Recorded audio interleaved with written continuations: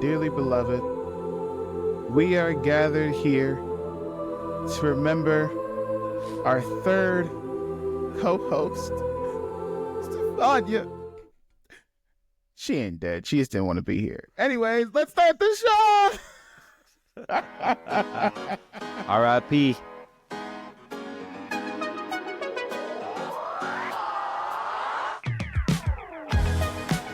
Welcome. That's how we start the scrolling. Welcome to the best podcast in the planet Earth. Actually, the best podcast that's broadcast all the way to the planet Mars. I'm one of your hosts, Justin. I am the other host for today, Derek. And as you can see, we are missing a third part of ourselves. Stefania is unfortunately sick because she went to Universal. She went to Harry Potter World and got the same black mold disease as J.K. Rowling. So, unfortunately, she won't be here with us today. I can't wait for her to listen to this back. But we still have stuff to talk about this show. We have a lot to talk about. I don't know about you, Derek, because I have some very, I wouldn't say hot takes, but I have some strong opinions about what's going on this week. So let's get started. Derek, what did you scroll on this week? First, I just want to say I'm sorry if I seem a little off today. I've been up since 3:30 in the morning with it's my new morning routine. Oh my God. Yeah. I wake up at 3:30. I immediately grab a bottle of Saratoga Springs water, and I use that bottled water to brush my teeth. And then I finish with that. Then I dip my face in an ice bucket with that same water. Then I go to the gym. Then I jump in the pool. Next thing you know, it's 8 in the morning. I eat just one banana for breakfast and then rub the banana peel all over my face. Oh my gosh. Yeah, if you don't know what I'm referring to, listeners, a recent morning routine went viral from one of these life coach, fitness influencers. And it's honestly just a little bit ridiculous. In my opinion, I don't really see anybody doing it. I don't see anybody waking up at 3:30 and living that type of lifestyle sustainably, right? You just kind of got to see it for yourselves if you don't know what we're talking about. Justin, what's your morning routine like? I get up, I take a shower, I wash my face, and I call it a day. Oh, I brush my teeth too, put on my deodorant. Yeah, same. It's not 3:00 in the morning. Okay, I'm confused because honestly, I didn't think it was that crazy. You know what I mean? No, not that. Like he wasn't doing anything particularly crazy to justify this response, in my opinion. You know what I mean? Like, if that's his thing, that's his thing. Like he's brushing his teeth, he's showing off his abs. You know what I mean? He's drinking water. Like I'm not mad about drinking water. He's doing push-ups and shit. Like, let him live. My favorite part of it was the utility fanny pack that he wore. Where it's nice like fanny pack. No shirt, but he was shirtless, but with a utility fanny pack, which was very kind of cool. I kind of want one of those, I think. But I don't think the backlash or the virality of it is because of any individual thing he did that was crazy, aside from like a $13 bottle of water that he uses instead of just like the sink water. I think it's just more like, man, stop lying. You don't wake up at 3:30 in the morning to do this shit, And he mouth tapes and everything, and like it's this whole thing where it's like, this is very clearly you're selling something here. What is it? Get to the point. Yeah. Okay. What was the breaking point for you? Was it the time? That's number one off the bat. We're not doing this at 3 a.m. I'm sorry. Sort of, yes. It's not so much that he woke up at 3:30 in the morning. It's that he starts his like work day, I think, at like 9 or 10. So it's like he was already awake for 6 hours, 7 hours, and then he's like, you see him on a meeting, and it's like a quick clip of like, well, if you think about it, you gotta go for 10,000, and then it just keeps going, and it's just like you're not working. Yeah, like get this man an Oscar. This is an act. But it's also just more like mentally speaking. mentally speaking. I don't care how like much practice you have, how what you get used to it, you mental fortitude you may have or whatever. There's no way you're doing all that shit for 7 hours and then you start your workday. That's crazy. That's crazy. I'm sorry. And say, hey, but I think it worked. It worked. Yeah. I'm saying we all know who this man is because of his morning routine. If that's not successful, you know, look at him telling me he's wrong. He did something right. Yep. Something. It may be steroids, but he did it. He did. He did do something wrong, actually, though. There's some chatter around the video is that he dived into the pool, and there's very clearly a sign on the background. It says no diving, and then like a clip later, he's diving into the pool, and it's just really funny the way he does it too. So he's out here breaking condo association rules. He does. Oh gosh. Well, there you go. Yeah. Listen. You gotta break some rules sometime. That's just the name of the game. That's what they're meant to be broken. Yeah, he's a renegade. But on a more serious note, we do have to talk about. Oh no! What was the first story? Did Stefania really die? R.I.P. No, we do have to talk about what was the first story? We were talking about Snow White. You were gonna do that one. Yes. Okay. Word on the street is that Snow White may be in trouble. It may be frozen at the box office. Snowed in. Dang it. Okay. It opens with $43 million at the box office, which isn't terrible. It's not terrible. I wouldn't even call this a flop. But the problem is that if you know anything about like movie budgets and stuff like that, the budget was over $250 million, which means for this movie to break even, usually like with advertising and things, that it just has to make double its budget. So that's $500 million at the box office, and it opened at $43 million. Hell yeah! Hell yeah! What do you mean? I'm kidding. It's terrible. In this house, we support Rachel Zegler. In this house, we stand our DEI princesses. But also, here's the thing. We gotta be real on this podcast. We gotta be honest with you. I'm supporting Rachel Zegler. I haven't seen the movie, but I hope she does well. I'm not really a fan of live action remakes either. Yeah. And I'm not really. It's one of those things where if my nieces wanted to go, then I'd be like, okay, I'll take you. You know what I mean? But there's no really incentive for me to like go on my own, right? You know what I'm saying? I don't know. Have you seen Snow White, Derek? I haven't seen it yet, and but I think you touch on a really good point there, which is that for a lot of these live actions, because they're remakes, you need the buy-in from the adults that are in charge, right? That are spending the money buying the tickets, and I think a lot of them don't have that sort of weight to them. Like I don't think a lot of them have that appeal in being in live action. I always bring up Aladdin as an example because I think that one made money. Will Smith, yeah, right? The Will Smith is the adult draw to that. Yeah, exactly. It had Will Smith on it, and then visually it was decent enough to not turn people off from the trailers. You fast forward a few years now, and you've got Snow White, and it's like, what the fuck am I looking at with those dwarfs, right? Like, what? And then you've got like very specific culture war and actual war politics part of the conversation as well, with the actors being cast. Rachel Zegler, because she's a woman of color, she's Latina. Why is she not white?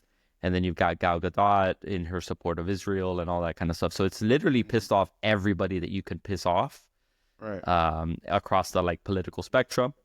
And then on top of that, you've got the people that are just like unhappy because they're gonna hate every live action, and they don't like theater kids, so they hate everything Rachel Zegler says. You know. Here's the thing.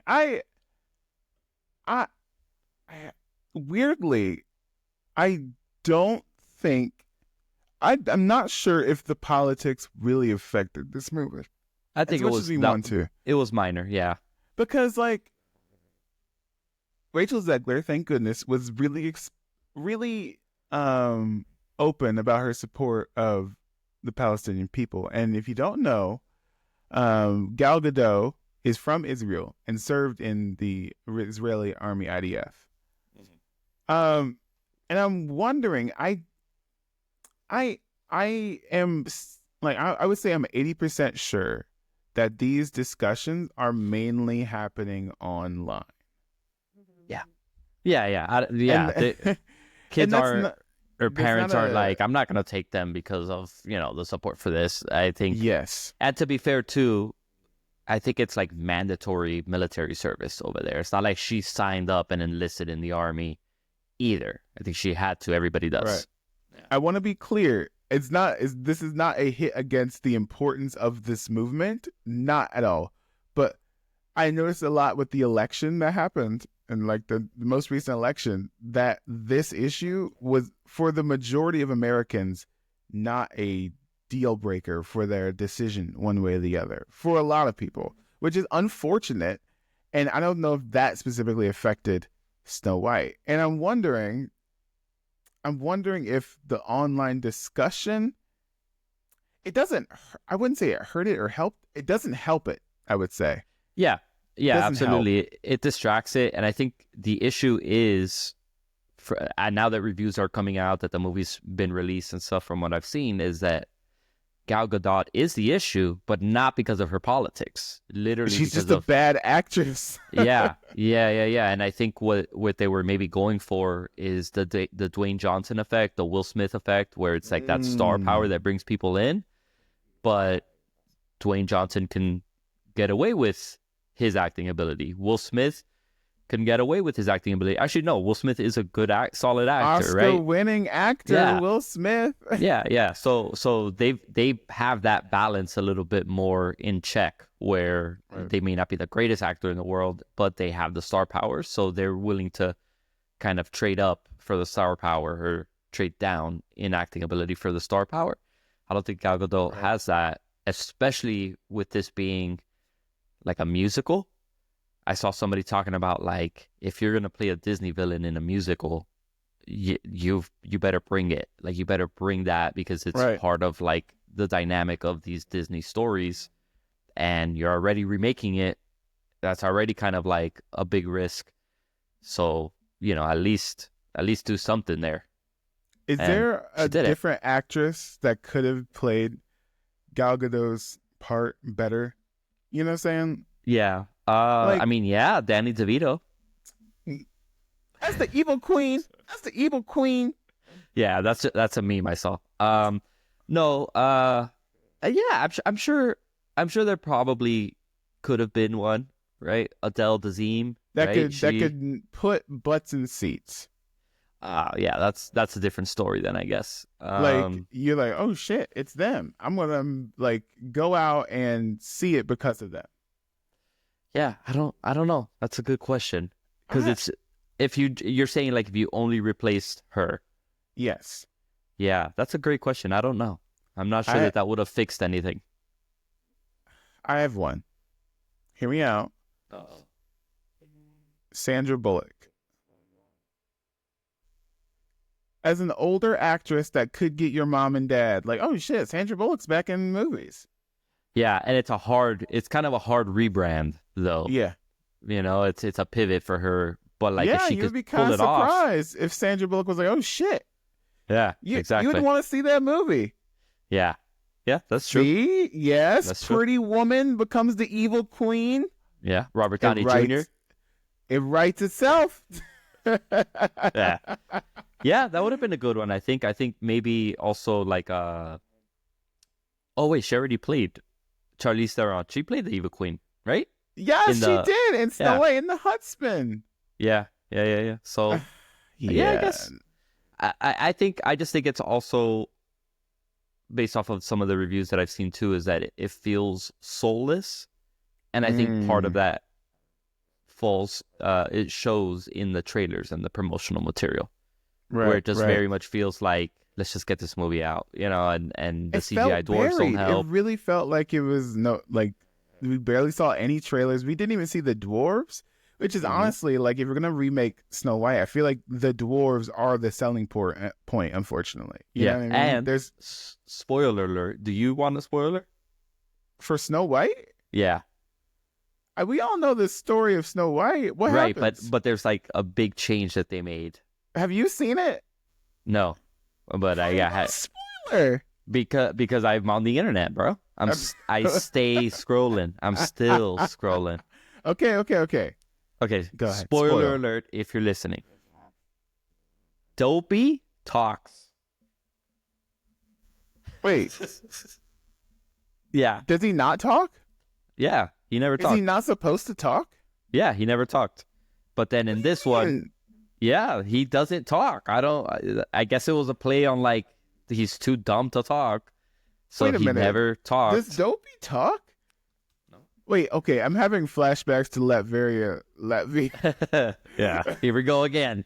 Listen, actually, you know what? I need to address something on this podcast. Do it. For the people that were coming at me for Latveria and Latvia. Listen, it's a common mistake to make. And everyone who's not in America who saw that clip, all right, what's the difference between Virginia and West Virginia? Oh, you didn't know there were two? How many Dakotas are there, huh? Yeah. Huh? I bet you can't name all 5 of the Californias that we have. Exactly. We have Kansas and Arkansas. What are you going to do? Yeah. Name one U.S. city that isn't New York or Miami.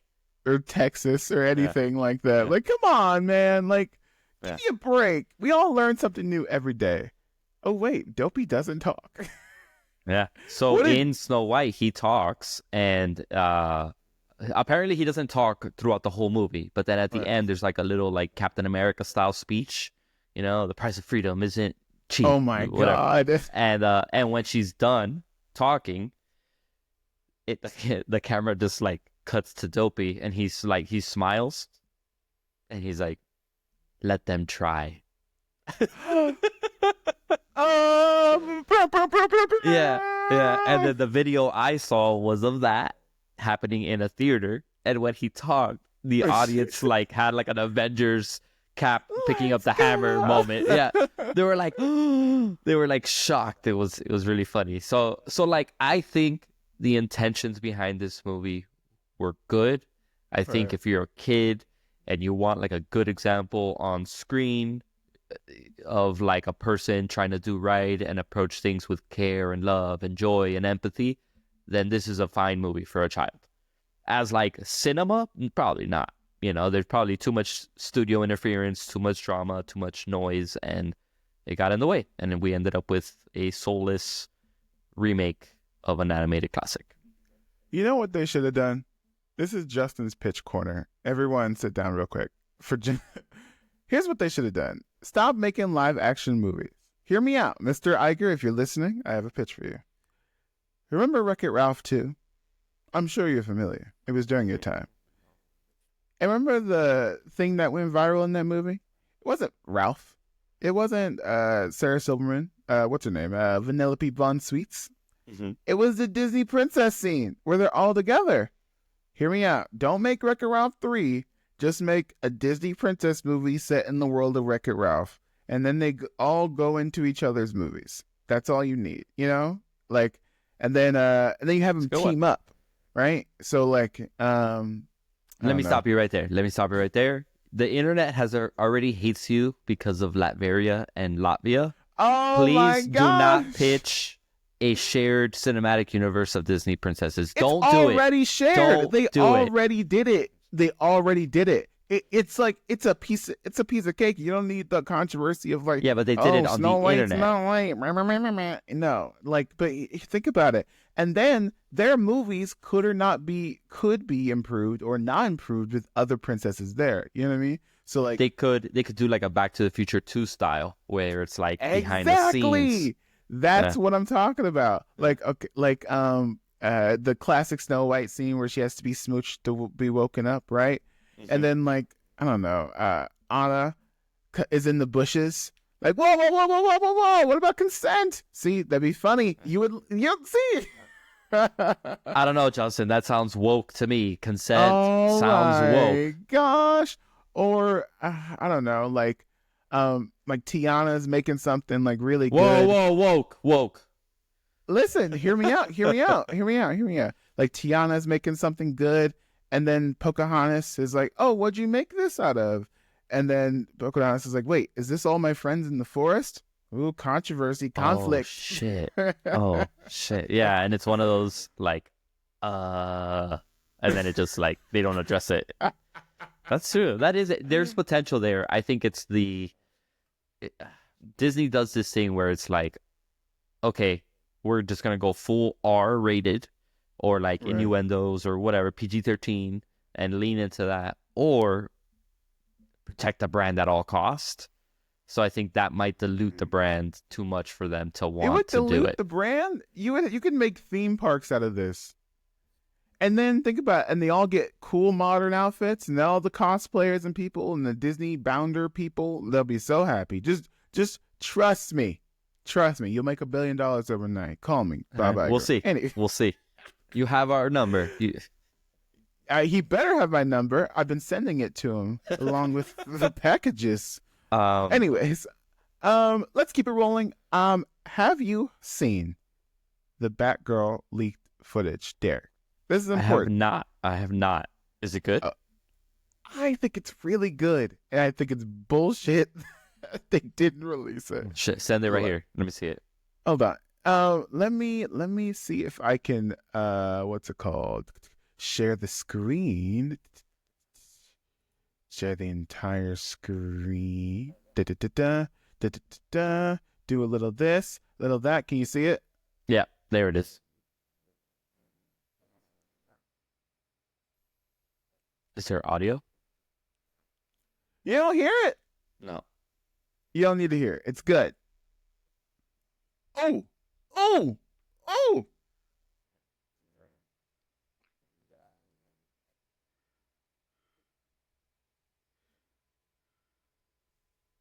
Oh! Oh!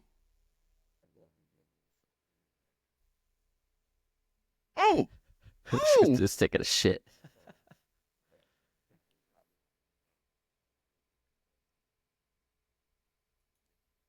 And that's it. Okay, that is pretty solid. Yeah. Yeah. That would have been a great movie. It reminds you of Daredevil. You know what I mean? It's like even a little bit of like the bat flick fight scenes where it's like not one continuous shot, but like it feels organic. It feels like it's actually people fighting, not some sort of choreographed stuff. Mm-hmm. And I think it accounts for Leslie Grace being very skinny and her body type. Like she's arguably getting whooped, right? But she's holding her own. She's still like trying to be a superhero, which is realistic, right? Like it's not like she's just landing and everybody just gets defeated instantly. Right. Damn. We should have gotten that movie. Yeah, we should have gotten that movie. Have you seen or heard about what's going on with Coyote versus Acme? Yeah, it's about to get sold or something, right? Maybe it might, because the same people that bought the new Looney Tunes movie, The Day the Earth Blew Up, which is Daffy Duck and Porky Pig. Nobody saw that, but that's a whole nother discussion. They want to buy Coyote versus Acme. That got written off for the same reason Batgirl did. Yeah. There is a chance we could see Batgirl. It's possible. We could see it in theaters. I just, at the same time, this might be controversial, but maybe David Zaslav was right about a few things. Specifically, nobody is going to see a Looney Tunes movie. No, I don't know why it got greenlit in the first place. I love Looney Tunes, but if it's not Space Jam, it's probably not going to get sold. What do you think, Derek? Yeah, I think Batgirl, James Gunn needs to kind of step in. Peter He can't. He Peter doesn't Safran. have that much power, unfortunately. No, they need to put something together, put a pitch, and tell David, hey, come on, bro. There's an audience for this, especially after the controversy. I agree with you. I don't think that's the case with Looney Tunes. I think Coyote versus Acme is a cool concept, but I heard about that for the first time when it was revealed that it was getting scrapped. You know, like a lot of these movies are being made and there's no sort of like marketing around them. And for something like Looney Tunes, which is not like, oh, Family Guy or The Simpsons, where there's a child audience, but there's also an adult audience that actually appreciates the jokes to their full extent and that kind of deal. Looney Tunes doesn't have that. That's strictly for kids. And Coyote versus Acme, the concept of that is meta. It's like something for grown people. You can't just release that movie and then after not marketing it, after not putting the effort into it, and having, I think it was Will Forte as in the lead role. So it's just kind of like, yeah, maybe that one, I would like to see it. I would like to see it. But from a business standpoint, I can understand why it ends up getting scrapped. And from Paramount's standpoint, whoever it is that's going to buy it, like, that's a bad business deal. Don't do that. Yeah, have you been following what's going on at Warner Brothers? The drama between like everything that's going on? I mean, there's always something happening. What's the latest? My gosh. It's the tea segment. Get ready for movie tea. Okay, are you ready? Long story short, if you don't know by now, David Zaslav and Discovery bought Warner Brothers. Warner Brothers was previously owned by AT&T, but that's a whole other thing. Anyway, David Zaslav is a notorious money man. He's going to get his bottom dollar, whether you like it or not, right? And specifically at Discovery, he championed a way of making television movies at the cheapest possible price. Typically reality television, which is surprisingly cheap to make. You know what I mean? Mm-hmm. He came in with that mindset to Warner Brothers. And apparently, this is what the trades are talking about. This is all like kind of hearsay or whatever. Yeah. They almost took advantage of someone who didn't know how the movie business worked. As in, hey, David, we really need $1 billion for this project. I think it's really good. I think you should do this. Hey, David, I think this would, you know what I mean? It's like, hey, I put people that I trust in this, so let's write the check. And then stuff didn't get overlooked in the way that it should. Right. And so when David Zaslav started looking at the bottom dollar and looking at things, and in my opinion, it's not like a knock on the quality of these things. He looked at the day the Earth blew up, a Looney Tunes movie that never should have been greenlit in the first place, to be honest with you. He's like, oh, cut that. Yeah. We're done. Like, we're done. We don't need to play around with that. And people are like, wait, what? David, what about the deal we kind of made? What about this? And like, he's like, and he points to the sign that says bottom dollar. Yeah. You know what I mean? It's like, I get it. I understand. But that's kind of where the state Warner Brothers is in currently, in that they, this all kind of came to head around Joker 2 and Mickey 17. When the director of Joker 2, what's his name? Todd Phillips. He's like, listen, Joker 1 was great. It made you $1 billion, right? Let me do whatever I want. And David Zaslav and his team were like, I mean, Joker 2 did make a lot of money. Let's do it. He's like, I want to make it a musical. And he's like, I guess we're trusting Todd Phillips. And then the things came back and they're like, hey, this is testing really badly. Should we not? And he's like, I don't want to test. What do you mean? Like, what do you mean you don't want to? I don't want to test. Yeah, I just want to release my movie. Yeah. And I'm like, okay. And then Joker 2 happened. And similar things happened with Mickey 17, where Bong Joon-ho was like, I don't want to test audiences. And I'm like, okay. I mean, he did just win an Oscar for Parasite. I mean, that kind of thing. And mind you, I loved Mickey 17. Mickey 17 is a good movie, but it didn't make a lot of money. And at what point do we say, these projects need to make money? We can't do these for fun. You know what I mean? Philosophically speaking, Mickey 17 is a movie that does not agree with David Zaslav. Because he cut, and it was a big Right. controversy when he took over, and I forgot what event it was when they announced I think it was just an investor call, and he talked about like the roadmap and how it's a focus less on fandom. Like verbatim, he said something like, "We're going to focus less on fandoms and more on reality TV." And it's just kind of like, what? And that tracks from philosophically speaking, that tracks from a make money standpoint. That is going to keep people subscribed to HBO Max. I need to see my 90 Day Fiancé finales. I need to see where the couples end up and how much of a mess they are. And then I need to see which of the spin-off shows they're going to end up on. I need that, right? People need that, whether they're willing to admit that or not. Whereas something fandom-based, that gets built over time and people get invested over time, and you have to spend money on marketing and community engagement and interaction between projects, between movies. Maybe not, at the premieres themselves, but have screeners and marketing dollars being spent consistently just to get that machine to maybe be a fraction of what, the Marvel Cinematic Universe has been. I don't think they clearly didn't have that with the DCEU.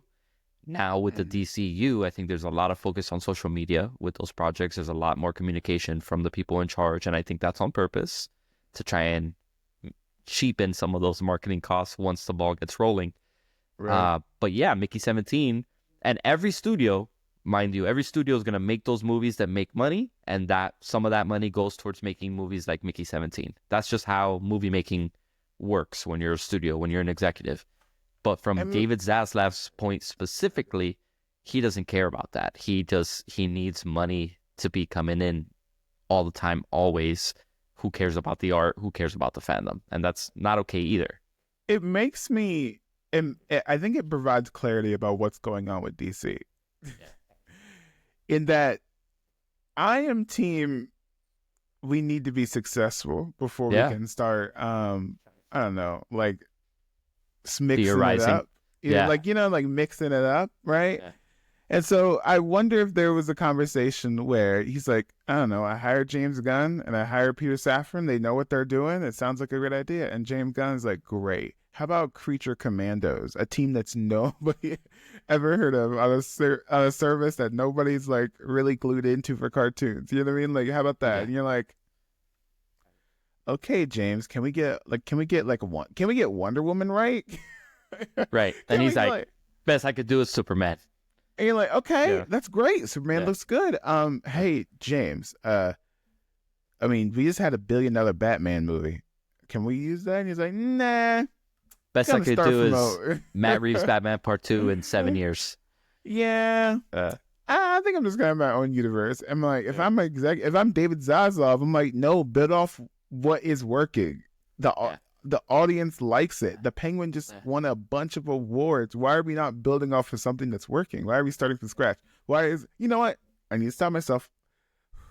I need to calm myself down. Breathe, baby.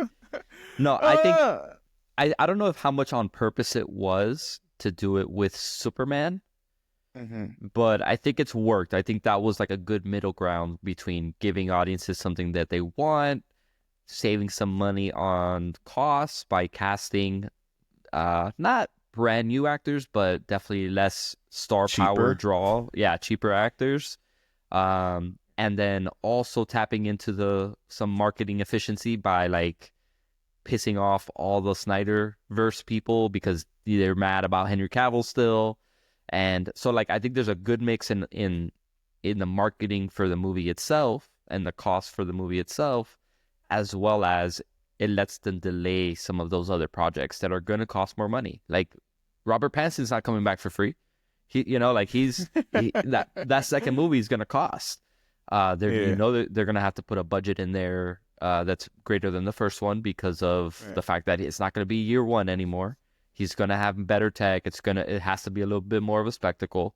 So like, I think with DC is where they've gotten it the closest because they've got like 3 people working on it. It's not just Zaslav. It's Peter and James as well. And they're trying to like all probably advocate for their role in the whole process. Whereas stuff like Looney Tunes, like, yeah, bro, who's advocating for Looney Tunes? Nobody. Yeah, I mean, it's their own fault. Like, yeah, Looney Tunes haven't been a mainstay of the pop culture in a very long time. You know what I mean? Even with like the show that they had on Max, it did not like reach. Yeah, I guess like rebooted every few years. It's like Looney Tunes. Oh, baby Looney Tunes. Oh, like modern Looney Tunes, but with like different art direction. Oh, there's a movie every 10 years. Oh, LeBron James is here now. Did you see the new Space Jam? Yeah, it was fine, I guess. It made me so angry because in that movie, Space Jam doesn't exist. The original Space Jam does not exist in Space Jam Legacy. Yeah, that's true. There's just like a little innuendo about it, I think.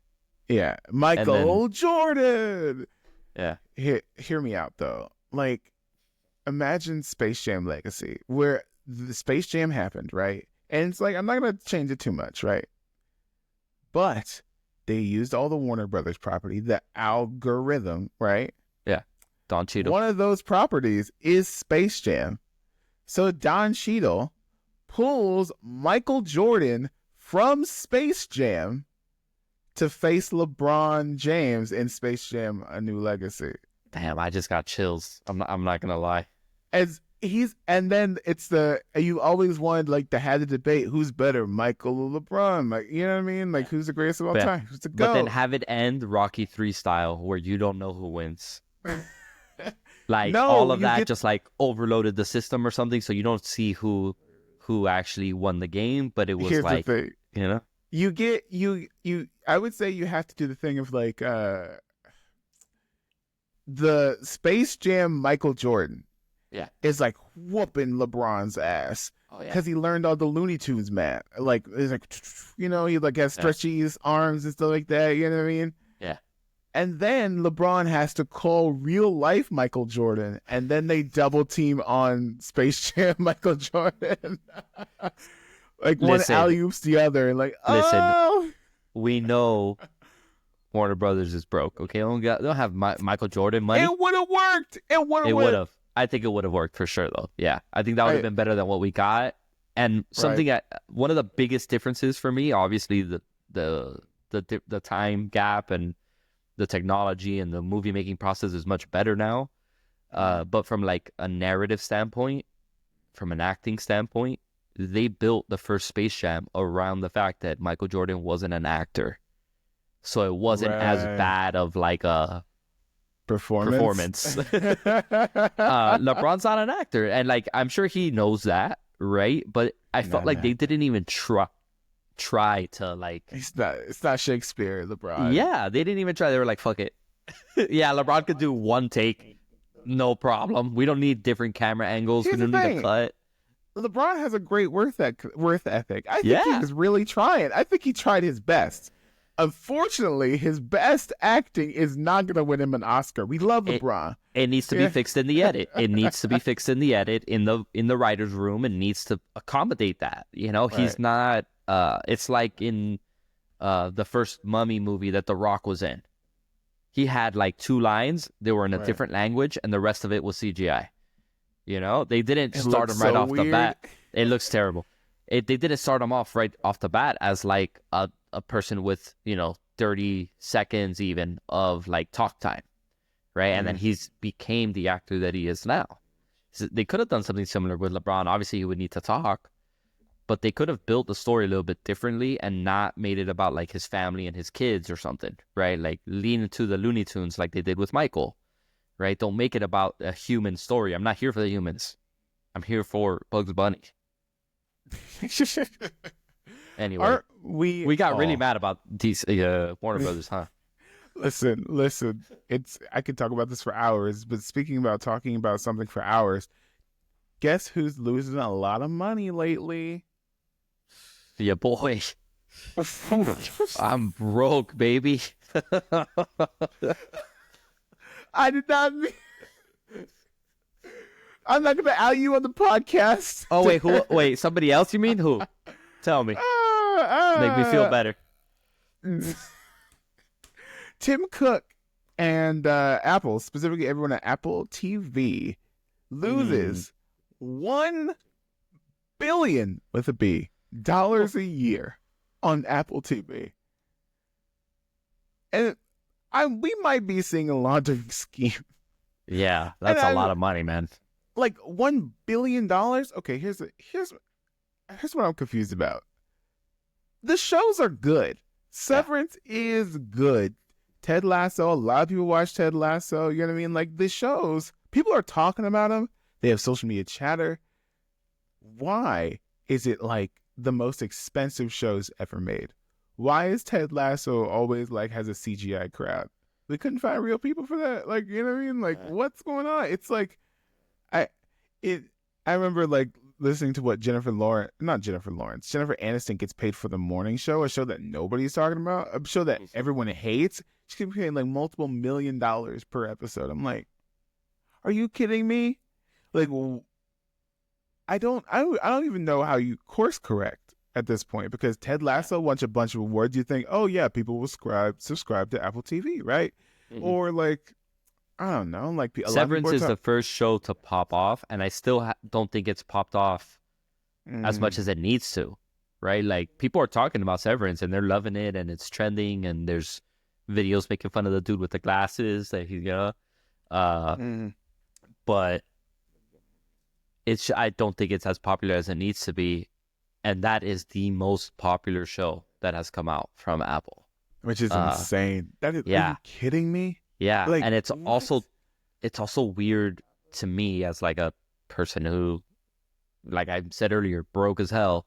How do they track the profitability of this, right? Because you're subscribing to either Apple TV Plus, or I have it as part of like my cloud storage plan or whatever, right? So like, how do you track the fact that, oh, Severance is what gave this subscription to the show, right? Ted Lasso is this much profit. Like, how does that work? Because that's something I just don't understand either. Because $1 billion is a lot of money, but how do you balance that sheet?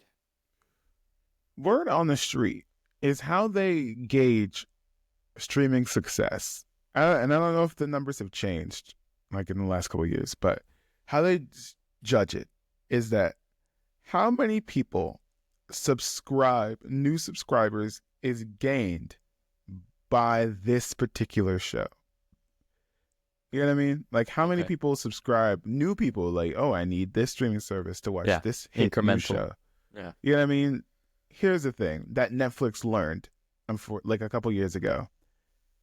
Once everyone subscribed, it's more of a game of retention. Yeah. As opposed to like gaining. You know what I mean? Yeah. Like back in the day, it would have been like the new Stranger Things season is out. I'm subscribing to Netflix so I can talk to my friends about Stranger Things, right? And then, chart goes up. But after a couple years, they're like, I haven't seen anything on Netflix lately. Do I really need it? Right. Cut. You know what I mean? Cut. Mm-hmm.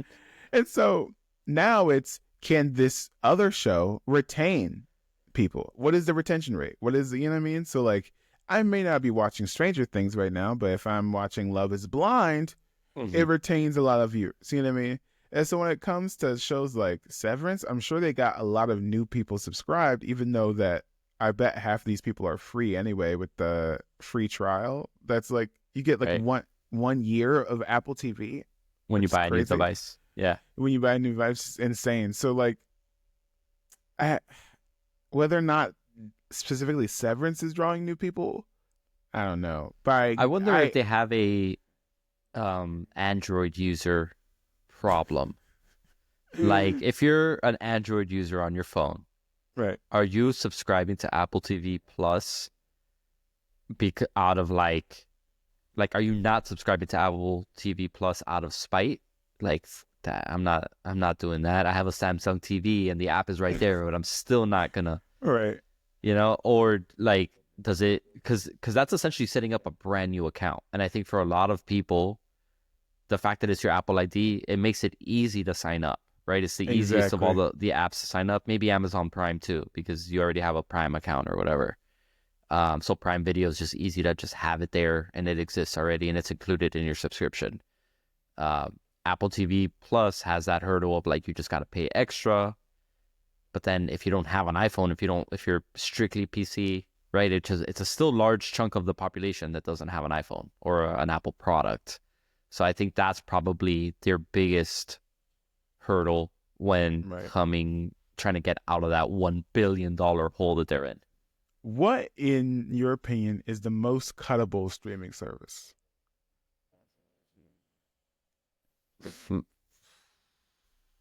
Max? I think it's Max. Really? You mentioned that. Earlier you mentioned I subscribe to Netflix for Stranger Things, but I keep it for Love is Blind. Yeah. With Max, it's like it's built for somebody that is the opposite. Like I subscribe for my reality TV, and then I unsubscribe when the season's over. Is what it feels like, because I like White Lotus and White Lotus too. I guess Pitt's real good. Yeah, but there's not enough of other IP on there to justify keeping it, specifically because they sold it all, they licensed it all, so it's somewhere else anyway. Yeah, you remember? I was gonna say Peacock. No, ain't nobody got Peacock. That one's close. That's a close one to cut too. Actually, also Prime is kind of cuttable too, but it's included. So why am I gonna cut it for? I'll just keep it with the ads. You know? No, Prime is good because Amazon Prime 2-day shipping is real nice. Yeah, exactly. So I'm not cutting the streaming service because I don't need to. I have the service anyway. Right. It's like, you can't convince me to get Peacock or Paramount Plus. I don't need it strip. Oh yeah, Paramount Plus. Yeah, Paramount Plus is rough, especially because I think the Sonic movies got licensed out too. Anyway, like I think if you're not Netflix right now, you're every month you've got a different plan on how you're going to be profitable, and ultimately it's benefited us right now because I'm saving a little bit of money. I got my Netflix through my phone bill for free. Okay. Yeah, I've got Apple. I need the cloud storage anyway, so I get Apple TV Plus. I don't pay as much as I think most people do for their streaming stuff. So I'm a little bit biased in that regard of which one to cut. But if I had to, I guess, probably Paramount Plus, only because Peacock has Brooklyn Nine-Nine, The Office, and Parks and Rec. Doesn't Hulu have Brooklyn Nine-Nine? Hulu? Maybe. I don't know. It is what it is. Anyways, let us know what streaming service that you guys have or which ones we should cut. And I think that wraps it up for today's episode. No, there isn't. Wait, what? Actually. So you mentioned Jennifer Aniston earlier. Oh no, is there breaking news right now? There is potentially breaking news. We don't know yet, but Jennifer Aniston and Pedro Pascal were hanging out on a dinner date, a dinner hang for 3 hours, okay, in public. So people are saying maybe they're together now. There's no way. Yeah. There's no way. It's possible. Anything is possible. I don't think... You know what? I'm not going to judge someone's sexuality. I'm not. So I am very much of the theory that Pedro Pascal is he does not care. If he likes somebody, he's attracted to somebody, it doesn't matter. So I could see him with Pedro Mescal, right? I could also see him with Jennifer Aniston. I don't think Jennifer Aniston is Pedro Pascal's type. And I'll leave it at that. I'll leave it at that. That's a good point.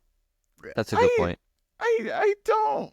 I'm not seeing it. And I don't think Jennifer Aniston, or I don't think Pedro Pascal is Jennifer Aniston's type, because she did Brad Pitt and then she dated the one guy from The Leftovers, Justin Theroux. Oh, the dude from Sex and the City? He's in Sex and the City? Justin Theroux? Yeah, he's like one of Carrie's first like hookups in the series where, well, I don't know if it's one of her first, but he's the dude who can't like last long in bed. And then when she meets his parents, he's like a super mama's boy. Oh my gosh, you're right. Oh gosh, that was so weird.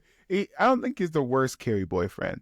No, absolutely not. But oh my gosh, we could have had a Sex and the City podcast this entire time. I mean, I'd have to rewatch it, and it's tough. It's tough watching the original because it's like aged very good. bad in some regards. What do you mean? It's aged perfectly. It's aged really well. It's also very formulaic too, I think. Like it gets old, right. And I think it's just the development of TV and storytelling has just changed. Because I watched it for the first time like 2 months ago, and I was like, damn, some of these things hit nail on the head, and some of these I'm like, all right. Yeah. Have you seen the reboot? I did see the reboot. It's and after bad, seeing, okay, I didn't understand it can't be that bad. But now that I've seen Sex and the City all the way through, it's like, it's bad. What the heck? What do you mean? What do you mean? Miranda left her entire family for someone who she just met. Are you kidding me? In what world is that you know what? I need to stop. I need to stop myself. I can't. Anyways, no one was worse boyfriend than Burger. Remember him? What's his name? Burger. He was a writer, and he broke up with Carrie with a Post-it note. Oh, that's this guy. Right. Yeah. Yeah. He was the worst boyfriend she's ever had. But her that's taste not was a Sex and the City pod. It's not. Let's just cut this out. No. Keep it in. Thank you so much for listening. We will be back next week. Same bat time, same bat channel. Remember to follow us on Instagram, TikTok, Twitter, Blue Sky, all those social media sites where we post our clips. If you have any questions, please send them to the DMs on Instagram or wherever, in the comments, whatever. Or give us a rating. Give it the 5-star ratings on Apple and Spotify and all that stuff. Derek, are we going to review Daredevil tomorrow? I think so. Yeah, I think so. Yeah, we could probably record it right after the episode airs. Maybe, I don't know. It's late. I don't know. We'll see. We'll talk about it later. Off pod. Yeah. Anyways, we shall see you later. Goodbye.